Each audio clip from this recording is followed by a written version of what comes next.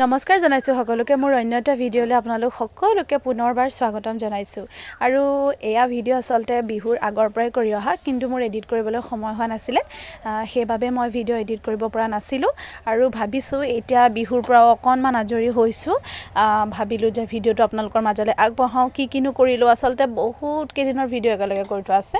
আৰু এয়া যে দেখিছে এয়া ওলাই আহিছোঁ মই বিহু আখৰালৈ লুৰুকি হাতত হুঁচৰি বিহু শিকাবলৈ মাতিছিলে গতিকে তালৈ ওলাই আহিছোঁ আৰু অহাৰ আগতে আপোনালোকে দেখিলে ভিডিঅ'টোত যে মই বগেনভেলিয়াৰ কাষত অকণমান ভিডিঅ' কৰিলোঁ কাৰণ খুব ফেমাছ হৈ গৈছে যোৰহাটৰ সেই ঠাইখন আৰু আহি মই পালোঁহি এয়া আৰু বিহু আখৰাত এয়া তেওঁলোকে ধুনীয়াকৈ চাহ আচলতে মই চাহ নাখাওঁ আজিকালি তেওঁলোকে দিছিলে তাৰপিছতে এইবিলাক মিঠৈ বিস্কুট কেকবি দিছে তাৰপিছতে এয়া ল'ৰা ছোৱালীখিনিক অকণমানকৈ শিকাবলৈ আৰম্ভ কৰিলোঁ ল'ৰা ছোৱালীখিনি একেবাৰে নতুন তেওঁলোক গতিকে সেইবাবে অকণমান সময়ো লাগিলে আৰু যিমানখিনি পাৰিলোঁ যেনেকৈ পাৰিলোঁ অকণমান চেষ্টা কৰিছোঁ আপোনালোকে চাওকচোন বাৰু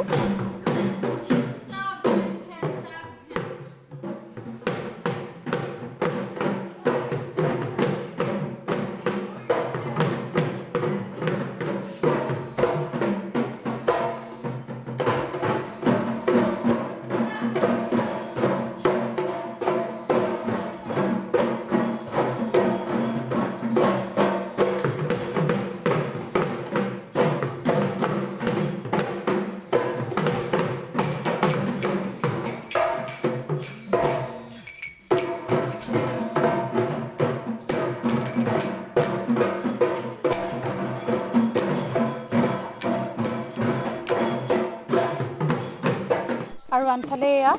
স্কুলতো যিহেতুকে আমাৰ বছৰি বিহু পতা হয় গতিকে সেইবাবে এইবাৰো ইয়াৰ একো ব্যতিক্ৰম নহয় আমি এইবাৰো বিহু আয়োজন কৰিছোঁ আৰু স্কুলখনৰ নামটো কওঁ গুৰুকুল শিক্ষায়তন উচ্চতৰ মাধ্যমিক বিদ্যালয় আপোনালোক সকলোৱে DCB ৰোডতে হয় স্কুলখন যদি আপোনালোকৰ সন্তানক দিবলৈ বিচাৰে দিব পাৰিব আৰু আমি এয়া তাতে আমি সকলোৱে প্ৰতি বছৰে আমি বিহু মাৰো প্ৰদৰ্শনী পাতোঁ বহুত ধুনীয়া হয় আমাৰ অনুষ্ঠান আৰু এয়া সেই অনুষ্ঠান সামৰি তাৰপিছতে এয়া মই ওলালোঁ এক বহাগৰ দিনা মোক মাতিছিলে অসম সাহিত্য সভা তাৰ ভিতৰৰ যি মঞ্চ মুকলি মঞ্চ তাত হেঁপাহ নামৰ অনুষ্ঠানটিয়ে পহিলা বহাগৰ দিনাই তেওঁলোকে এটি অনুষ্ঠান আয়োজন কৰিছিলে আৰু তেওঁলোকে মোক নিমন্ত্ৰণ জনাইছিলে আৰু সেইবাবে মই আৰু মোৰ ভতিজাটো আমি দুয়ো গ'লোঁ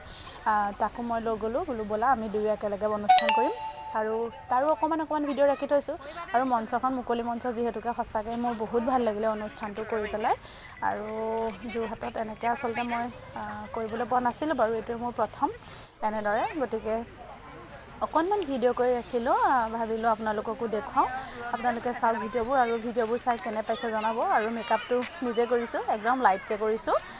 গতিকে মেকআপটোনো কেনেকুৱা হৈছে সেইটোও অকণমান জনাব বাকী আপোনালোকে ভিডিঅ'সমূহ চাই থাকক আৰু আপোনালোকৰ বহুমূলীয়া মন্তব্য দি মোক আগুৱাই নিব বুলি মই আশা ৰাখিছোঁ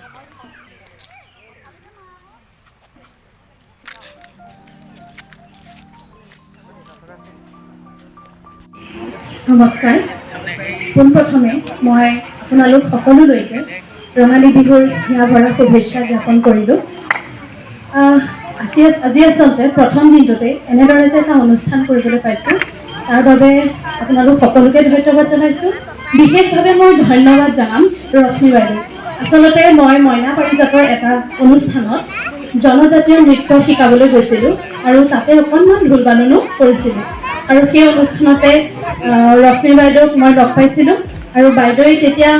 মোক দেখি তেখেতে সুধিলে নাম ঠিকনা আদি এইখিনি সকলোখিনি তেওঁ মোক সুধিলে আৰু মই সেইখিনি ক'লোঁ আৰু লগ পাই যথেষ্ট ভাল লাগিল আৰু বাইদেৱে মোক তেতিয়াই লগে লগে কৈছিলে যে আমি পহিলা বহাগৰ দিনাখন আমি এটা অনুষ্ঠান পাতিম গতিকে সেই অনুষ্ঠানত তুমি যদি অকণমান সময় দিব পাৰা অকণমান যদি ঢোল বাদন আমাক কৰি দেখুৱাব পাৰা তেতিয়াহ'লে আমি ভাল পাম মই একেষাৰে বাইদেউক হ'ব বুলি কৈছিলোঁ কাৰণ মোৰ জন্ম হৈছে গোলাঘাটত আৰু বিয়া হৈছোঁ মই যোৰহাটলৈ প্ৰথম কথা যে জন্মস্থানখনত নিজে অনুষ্ঠানৰ কাৰণেই হওক বা বিভিন্ন ক্ষেত্ৰতে হওক বহুতখিনি জনা হয় ক'লৈ যাম কি কৰিম বা কোনে মানে চিনাকি মানুহৰ সেই পৰিসৰটো বহুত বহল থাকে কিন্তু বিয়া হৈ অহা এখন ঠাইত আচলতে এনেদৰে এটা অনুষ্ঠান কৰিবলৈ যোগাযোগ হোৱাটো মোৰ বাবে বহুত ডাঙৰ কথা আচলতে ঢোল বাদন মই সৰুৰ পৰাই কৰি আহিছোঁ শিকি আছোঁ এতিয়াও মোৰ বহুত বাকি আছে আজি মাথো মই আপোনালোকৰ আগত কেইটামান চাপৰ এফাকি যোজনা এফাকি নাম পৰিৱেশন কৰিম আৰু বহুত বাকী আছে শিকিবলৈ আৰু মোৰ লগতে মই অতিকৈ সুখী আচলতে হিমাংশু বৰা মোৰ ভতিজা সিও ঢোল শিকি আছে আজি মই ক'লো ওলোৱা মোৰ লগতে তুমিও মঞ্চত অকণমান মোক সহায় কৰিবা গতিকে সিও ঢোল শিকি আছে ভৱিষ্যতলৈ সিও বজাব বা সুবিধা পালে আজিও অকণমান সি মোৰ লগতে বজাব আৰু বৰ বিশেষ কথা কৈ নাথাকোঁ পুনৰবাৰ সকলোকে মই ধন্যবাদ জ্ঞাপন কৰিছোঁ মোক নিমন্ত্ৰণ জনোৱাৰ বাবে এতিয়া আমি পুনৰ অনুষ্ঠানৰ মাজলৈ ঘূৰি যাওঁ ধন্যবাদ আৰু আপোনালোকৰ পৰা তেওঁক সেইটোলৈ বিচাৰিছোঁ এজনী আশীৰ্বাদ সঁচা হাত চাপৰি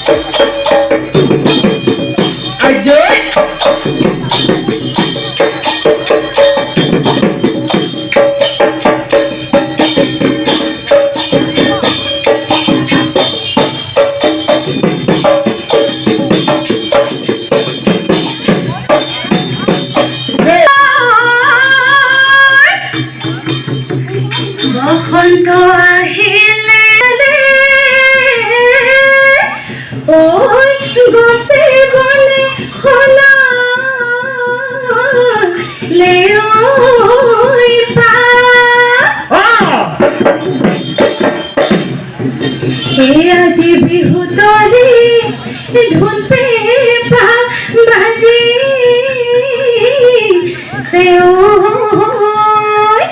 ঐ বিহু বিহু লাগিছে গাত Oh hey! Oh hey! Oh hey!